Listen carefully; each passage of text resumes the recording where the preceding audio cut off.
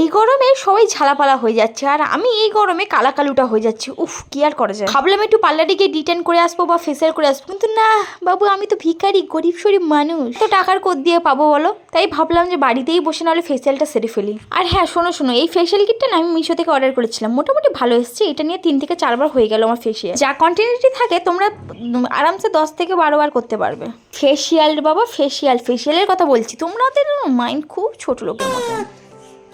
তোমাদের মনে একটা প্রশ্ন আসছে আমার ম্যাক্সিটা নিয়ে। আমি বলে দিই, আমি কিন্তু একটা নোংরা ম্যাক্সি পরেই ফেসিয়াল করছি, কারণ এখন ফেসিয়াল করতে বসা মানে আমার ম্যাক্সি বা জামা যাই পরবো না কেন ওটা নোংরা হয়ে যাবে। তাই ভাবলাম নোংরা জামা কাপড় পরেই নাহলে ফেসিয়ালটা করি, তারপর একেবারে চকচকে হয়ে আসবো।